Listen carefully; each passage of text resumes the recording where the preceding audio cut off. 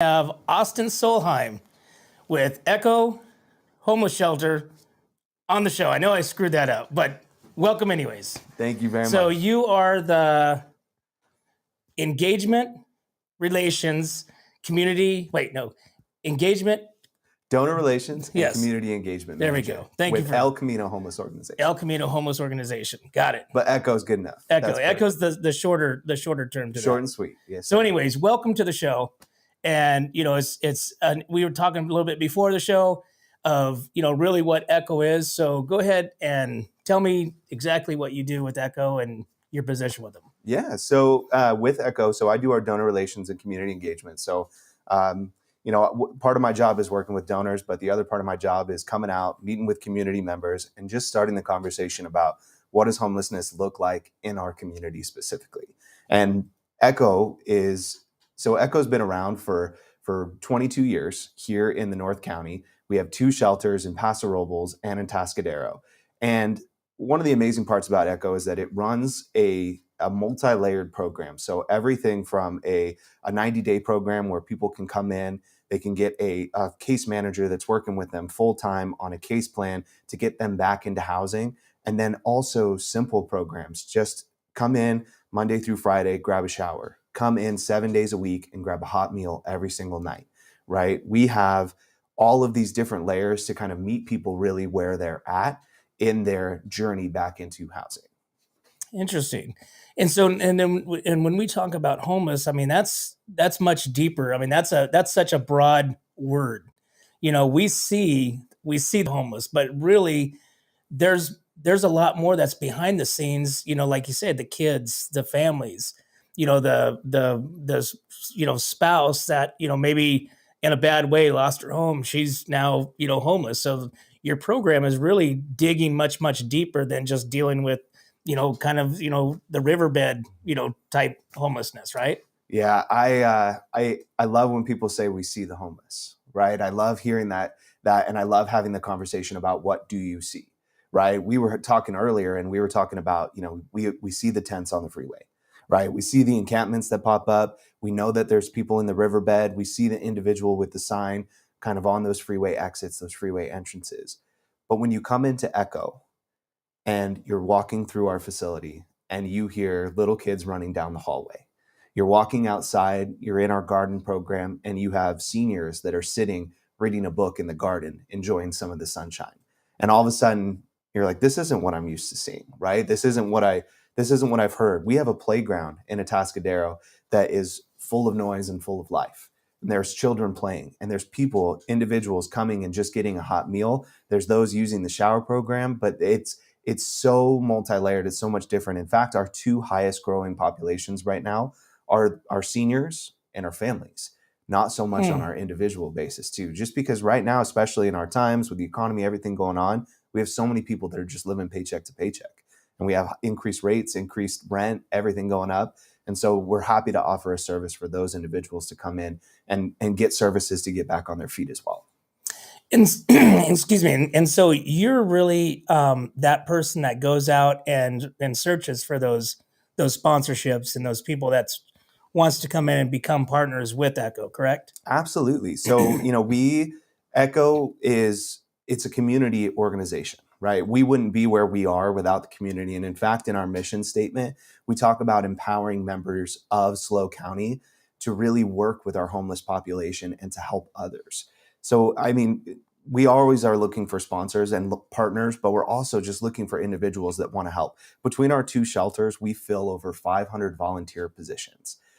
Wow. Every single month. It's incredible. From everything from our meal program teams to our individuals that run our shower programs. We even have laundry angels that just come in and help us facilitate doing the linens and doing the towels for our shower programs. And then in Atascadero, we have overnight chaperones. So we don't have staff that's even on site on our shelter in overnight because volunteers come in and serve that role at our shelter. Interesting. And so, like I said, we were talking before, and you've been with Echo for a few months, right? But your passion and what you've been doing in this type of arena has been much longer than that with kids and whatnot. But so tell me a little bit about the program. So like I said, you have the meal program, you have the shower program. What is that? What's that like? So tell me, like, how does that operate for an individual?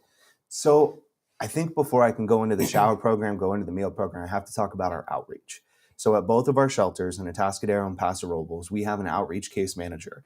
And his job, like mine, is to go out into the community. But instead of coming and talking on a radio show, his job is to go and meet people where they're at. So meet them in their encampments, meet them wherever they are, and they can call him. They can, people can let us know, right, where encampments are, and he goes there physically and he talks to people about the resources that we offer, starts that conversation, right, offers a warm hand, and just says, hey, why don't you come in for a meal? Why don't you come in for a shower? It may be a person that isn't ready to trust a program or trust that they will succeed in a program, but is willing to, okay, you know what, you keep coming back, you keep saying hi to me, you keep checking in on me, I'll come for a hot meal. I trust you enough to do that. I'll come for a hot shower. And then all of a sudden it creates that safe place to start having conversations. This person comes, they come for a meal for a week, they come for a shower for a week. And all of a sudden they're like, okay, so you're here, you still are here, you're here at this program, you're talking to me, you know my name. Let's have a conversation. What's next? How can you help me? Right? You've proven that you've been here, you've proven that you're not going away. So what's next? How can you help me in this next phase? Right? And whether that means helping me get an ID, helping me get into a program, helping me get treatment for drug and alcohol, for mental health, all of that can be facilitated through our shower program, through our meal program. And but with that initial walk up, I mean, you're a big guy, so I mean, do they? How did they receive you? Do they receive you as a law enforcement? Do they receive you as a helping hand? So how does that conversation go on that first kind of connection? It's always so. Before I was with Echo, I did outreach, and going into encampments is always different. I would say that I was always shockingly surprised by how welcoming people were, right? And Hmm. no, and there's always that concern about anytime. I mean, when someone walks up to your house and walking down the street, there's always this, that Sure. that look of who are you, what are you doing here? But then you introduce yourself, and one of the incredible things is that Echo has been around for so long, and so much happens through word of mouth. They already know who we are. By the time we get there, they go, oh, you're that guy, you're that person that's come up, you're the person, in the van, in the Echo van. They're a little suspicious, all of that, but that's why we keep coming back. It's not always about that first interaction is crucial. We're kind, we're polite, but we're not forcing anything, right? We're Mhm. saying, hey, how are you today?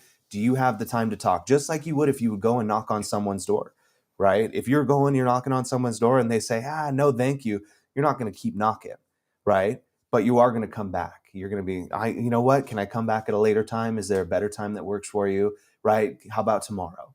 And you can continue that conversation and work on that consistency the same way that you would treat someone in their house. So you guys are physically walking down into the river, just walking up on these encampments throughout, and just saying, "Hey guys," Absolutely. And it's really? not it's not just those encampments too. We get calls in from individuals from that are in families that are losing their housing situation and are looking for help that our outreach case manager can meet. And a lot of the times, once our outreach case manager makes that connection, they invite them to coffee, right? They say, hey, let's go fill out an application. Where do you want to meet? Right? Hmm. Do you want to go to Starbucks? Do you want to get out? Right? And all of a sudden it creates this sense of normalcy, like, oh, you're going to meet me where I'm at, but you're also going to empower me to go to these places and sit with you and talk with you like we're doing right now. Hmm. And it creates Actually treat him like a person. actually treat them like a person. Yeah. And it creates a sense of trust to be able to come and access more resources too, and build upon that into eventually the goal is for everybody we work with, the goal is to get into some type of stable housing. Mhm. What that looks like for every individual is different. What it looks like for the family of four is going to be much different for the 6'2" bearded guy with tattoos, right? Right. It's always interesting seeing their journeys and seeing which paths they take to get back into housing. And I think exactly what you just said right there holds true on any type of interaction with, you know, humanity, as far as knowing somebody, getting to know somebody, building that relationship. I mean, I'm not going to trust you just because I just met you and you said to trust you. Hmm. I mean, it takes a little bit of that, reinteraction and kind of going back to it. And you say, like you said, having coffee and, going back there and back down there and, interacting with them before that trust starts kind of, opening up. I would say that Echo is unique in a way too, that with the programs that we offer a little bit more stability than a normal emergency shelter. So when we're having that conversation with someone like, hey, why don't you come in and apply for this program? There's this perception, with the individuals that we work with, like, am I going to have a bed the next night though? Right? At least while I'm here, I know I have my stuff. I know I have my tent. The police may come and harass me and I might have to move and different things, but at least I have my stuff. But at Echo, we have what we consider our 90-day program. So it's a bed that they get for the entire time that they are there with us. So we call it 90 days. We have the ability to extend it on that as long as they're working towards their goals, working towards housing, working towards job placement, workforce development, and working with that case manager. But they get that sense of stability and they get that sense of community as well. They get to hear the families running down the hallway. They get to hear the other individuals that are in their cubbies working with their case managers. So it takes us out of that isolation, gives us that sense of community, and then they support each other as well. So they have meetings on a regular basis with our staff talking about concerns and what's going on. And then that meal program that we started with, we have individuals that come back that have gone on to housing, that have hit a roadblock, that have hit a barrier, have had a conversation with the landlord that didn't go well, and they need advice. They know that they can come back to that meal program, get a hot meal. They know that a case manager is going to be there, that someone's there to help them answer a question that they don't know how to get through. So it creates a safety net as well for those individuals too. Wow. So Austin, give me your most memorable success story. Tell me something that really sticks with you, that you go, every time you can think of a situation, you think back onto this success story of where it started and where it ended and where it's at, maybe now, and it's probably going to be, you probably got a few of them. I got a few of them. It's always interesting talking about what success looks like in our community. For me, oh man, that's such a difficult question. I think,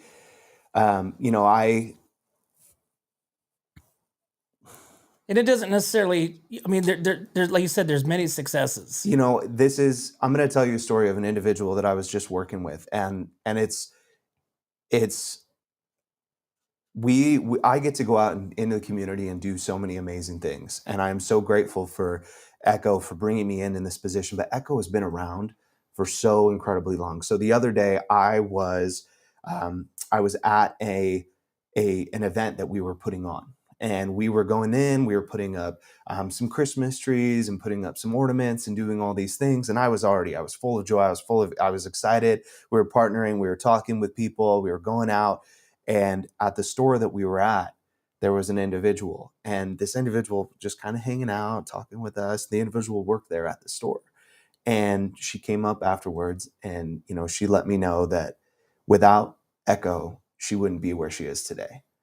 So here's an event that we're putting on, someone that I never had an interaction with, that sat there, watched us, and is just proud that that their organization, that their company is putting this on for Echo, right? Just to be able to know that every little thing we do has an effect, and that people see that and are prideful of the work we do and are grateful. And it has waves here in our town, in Templeton, where we're at right now, is just absolutely incredible. And that's awesome. That's a huge success story. It is. And, we have these things, we have these little mission moments every day. And one of the questions that someone asked me the other day is like, oh, well, are these people local, right? Are you helping people that are local? And so, it is over 85% of the individuals that we serve are local.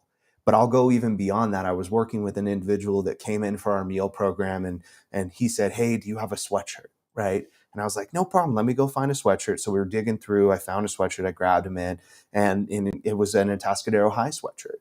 And he's like, oh, thank you. He's like, do you have another one? And I'm like, what do you mean? He's like, well, I went to Templeton. I don't think I can wear this. And That's funny. right? I mean, it's so important when we're talking about, right, focusing on these individuals and knowing that this really is a local problem, that not just the Central Coast, but it is a Templeton problem. It is an Atascadero problem. It is a Paso Robles problem, right? Yeah. And these people are members of our community, and that's why we're so excited that we have 2 shelters in Atascadero and in Paso Robles. So we're really able to help those communities and the individuals there that we serve. Awesome. So Austin, tell us how people get a hold of you to get involved. Yeah. The best way to get a hold of us is to go on our website. There's opportunities to learn more. Our contact information is in there. And the best thing that I can tell anyone to do is get in contact with us and come volunteer, right? Come serve a meal. Come be a laundry angel. Come be an overnight chaperone.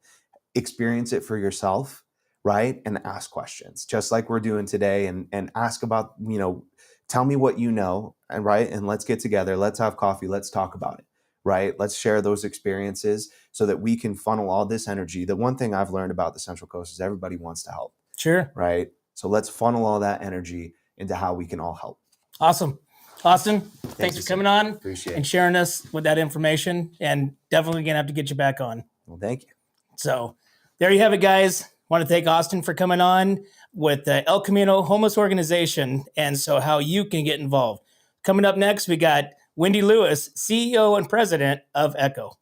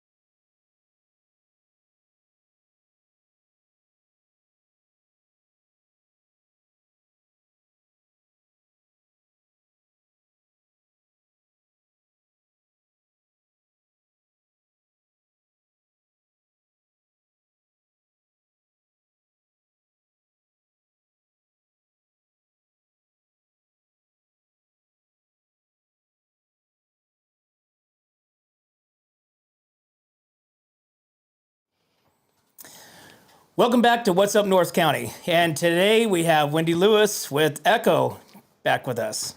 Nice to be here. This is incredible. Yeah, thanks for coming on. So we just had Austin on here sharing us what he does with Echo.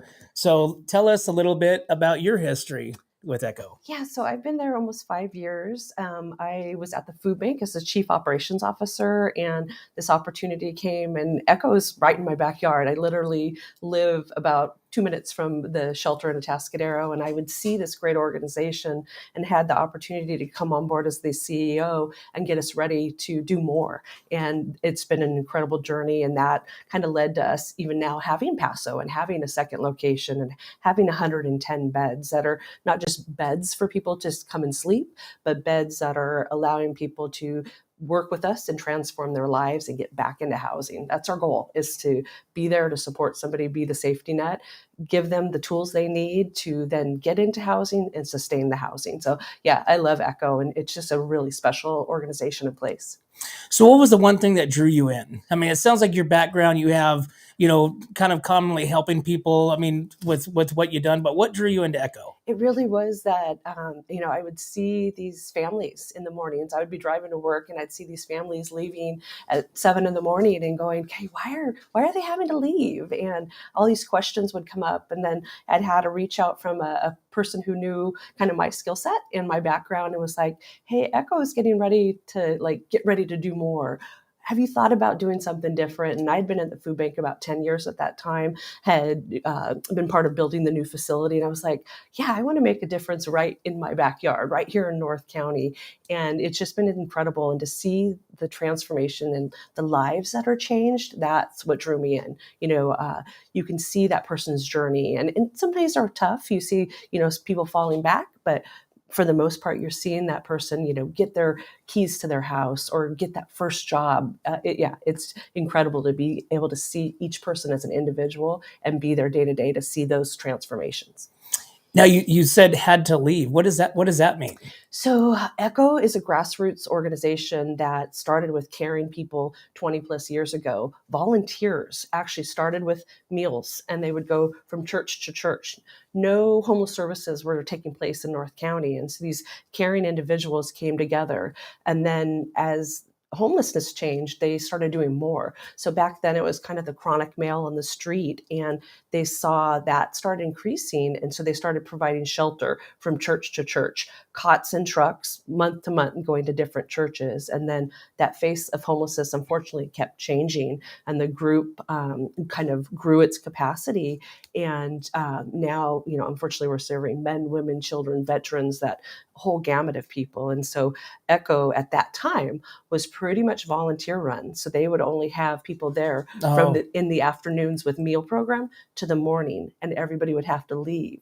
Well, we as an organization grew capacity, and now, we were able to become 24 hours a day, give people that stability. Can you imagine you're trying to get your life back, you're working an overnight shift, and you can't even sleep during the day after you worked all night? And so ECHO worked hard to change that and become 24 hours to really help increase the ability to help someone get back into housing and change their lives. Wow, yeah. That's amazing.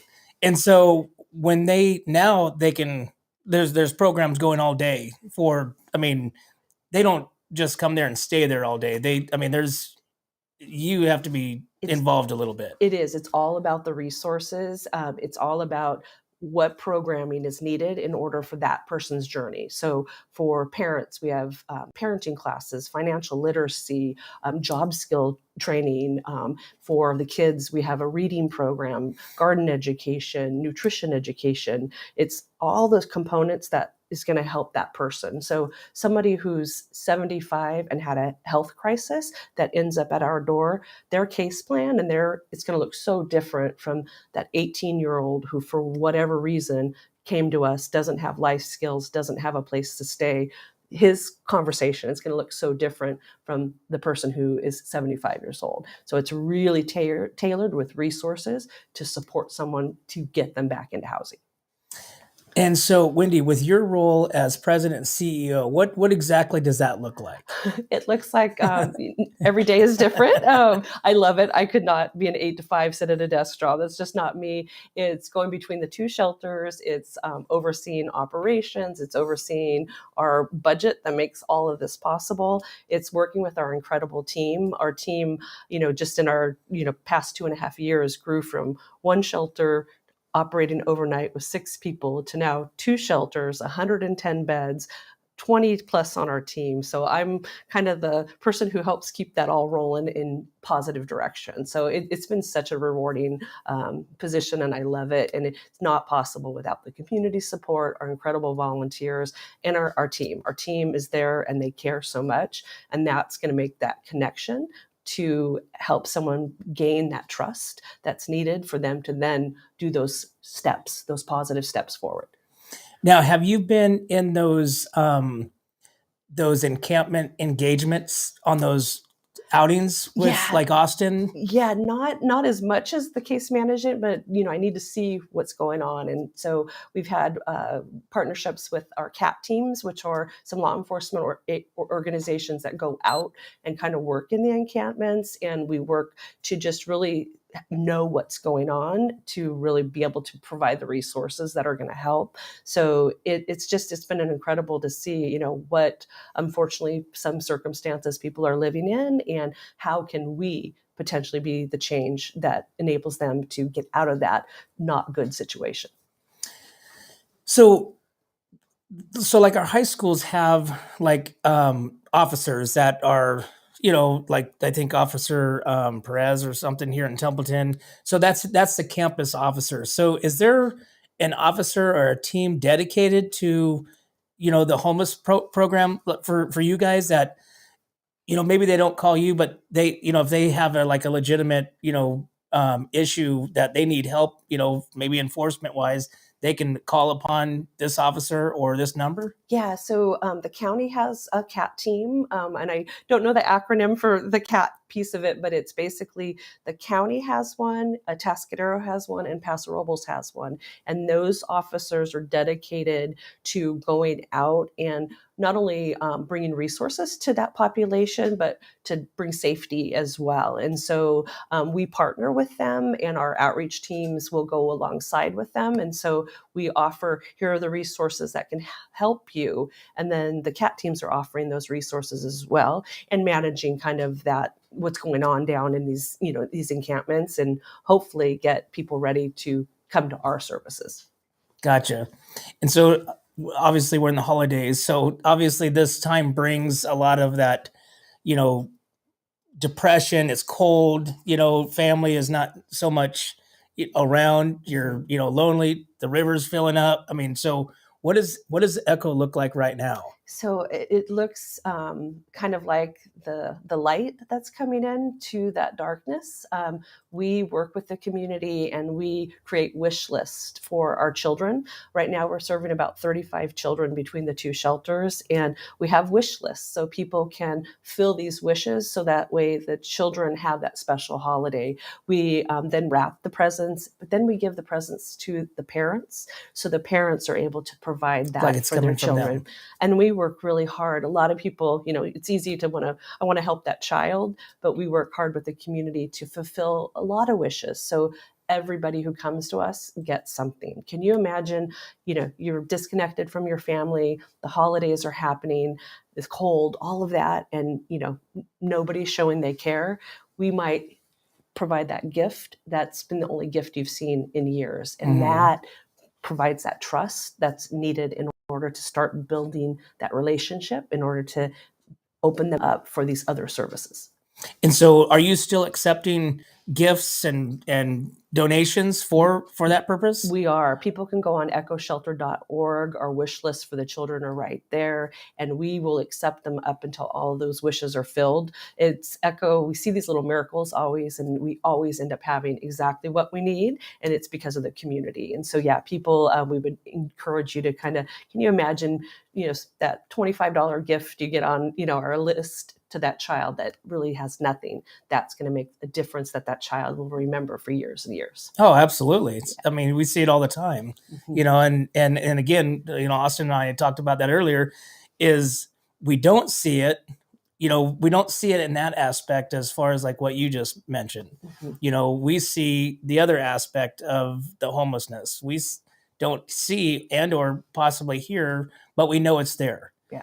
I mean, everybody knows it's there. I mean, the times that we live in, we know it's there. Yeah. And you guys are the ones that are the working on the backside and providing them with all these different programs and resources to better themselves and, kind of give them a second chance. Yeah, it's, as humans, it's easy to go, okay, I'm not going to think about, that senior or that child. I see the folks with the tents and that. So, it's easier to say, okay, they're choosing that life. That's what they want to do. But Echo as an organization sees the gamut of people facing homelessness, and we are there to support people wherever they're at, but especially focus on the people who are ready to make those forward steps that will get them back into housing. And so traditional shelters, if you get about 10% of the people you served housed, you're considered successful. Our programs, we average between 50 and 60%. Oh, wow. So it's really like the magical resources with the support of our team, the community, that's making this happen. And you really said something there that we all probably perceive to be true, but it's really not, to where they want to be there. And again, looking from the outside in, oh, well, they want to be that way. Well, do they? Do they really want to? Probably not. Probably not. And it's, I always say that, in this moment, they might say, I don't need help. I'm good where I'm at. But it's because they've lost that connection with humanity. They've lost that. We often hear, they say, I feel invisible. Sometimes when someone comes to us, they'll say, wow, you're treating me like a person. And that's what we strive to do, because if you're been disconnected from humanity, how are you ever going to connect again? And so we become that connecting force that gets them ready to make these steps forward. So yeah, can you imagine? I mean, last night was freezing. Can Right. you really imagine choosing to be in a cold, wet tent? Right. It just really, it's at that moment. That's where they're at. And we're here to change that where they're at. And you made it again. You made another statement of that level of comfort of when you walk. Everybody's been there. We walk into an event. We don't know anybody, and you walk in. Nobody's talking to you. You just feel awkward. It's an uncomfortable environment. Chamber mixers. Perfect example, right? That's a great example. And you walk in there. You have a little bit of a feeling of like, oh gosh, I'm going to go in there. Am I going to, I'm not going to know anybody. What am I going to do? I'm going to look like, look crazy, just stand over there in the corner. But you walk in there and you have that feeling exactly of what of loneliness. But then you have that one person that comes up to you and says, hi, I'm so-and-so. And you get that engagement, kind of like what Austin does, is that engagement. And then it kind of just, the doors open. Yeah. And then now you're kind of in that warm zone, and all it does is takes that one person to go and say, hey, how you doing? Yeah. My name is so-and-so, and it opens up that communication door. It really does. And even we've seen, even we have case managers that really are your cheerleader and your coach during, your steps forward. And we've seen even between case managers who both care, incredibly amount, that somebody will connect more with one or the other. And we'll switch case managers because that connection happens, and that's going to make the difference. And it's not that neither one of them are incredible. It's just that we connected, and absolutely, I trust you. And it's all about trust and building that support. Right. So Wendy, I'm going to ask you the same question. So you have been doing it for a long time. Mm-hmm. So give me your most memorable success story. Yeah, when you were chatting with Austin, I had a few flash through my brain, and there's so many. And, if people want to hear these successes, we, on our social media, Sunday successes, we put them out there every Sunday. You can Facebook and Instagram, and you can see these. And the one that popped into my mind was Art. And I have his permission to share. He was a veteran, and he had a major health crisis. He had lost his wife. He was by himself, was in the hospital, and he was being released, and he had nowhere to go. He was in his late 70s, and we were at that time only overnight. And Art came and stayed with us.